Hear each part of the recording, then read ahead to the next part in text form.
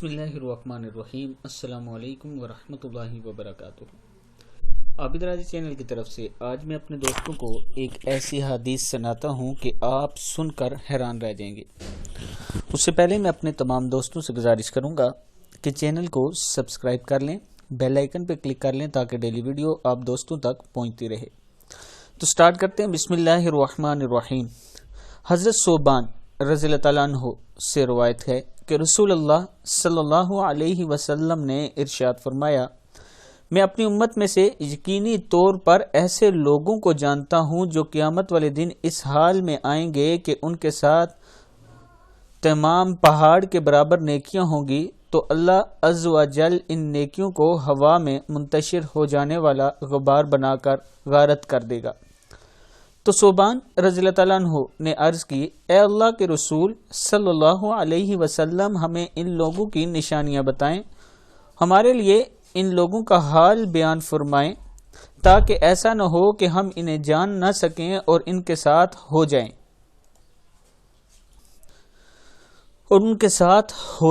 تو رسول اللہ صلی اللہ علیہ وسلم نے ارشاد فرمایا، وہ لوگ تم لوگوں کے دینی بھائی ہوں گے اور تم لوگوں کی جلد ظاہری پہچان اسلام میں سے ہوں گے اور رات کی عبادت میں اسی طرح حصہ لیں گے جس طرح تم لوگ لیتے ہو، یعنی تم لوگوں ہی کی طرح قیام اللیل کیا کریں گے۔ لیکن ان کا معاملہ یہ ہوگا کہ جب وہ لوگ اللہ کی حرام کردہ چیزوں اور کاموں کو تنہائی میں پائیں گے تو انہیں استعمال کریں گے۔ ابن ماجہ کی حدیث ہے۔ ان لوگوں کے لیے یہ حدیث ہے کہ جب وہ اللہ کی حرام کردہ چیزوں کو اور کاموں کو تنہائی میں پائیں گے تو انہیں استعمال کریں گے۔ اب آپ لوگ بخوبی جانتے ہیں کہ اللہ تعالیٰ کے وہ کون کون سے کام ہیں جو اللہ نے حرام کیے ہیں، اور اگر تنہائی میں ہمیں ملیں تو ہم کر لیتے ہیں۔ ان سے آج کے بعد آپ دوستوں نے بھی اور ہم سب نے بچنا ہے۔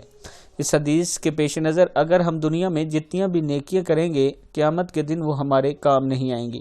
اگر انہیں اپنے کام میں لانا ہے تو پھر اس حدیث کے مطابق تنہائی میں برائی کرنا چھوڑنی پڑے گی، اور وہ کام جن سے اللہ ناراض ہوتا ہے وہ چھوڑنا پڑیں گے۔ اس ویڈیو کو آگے اپنے دوستوں کے ساتھ شیئر کریں۔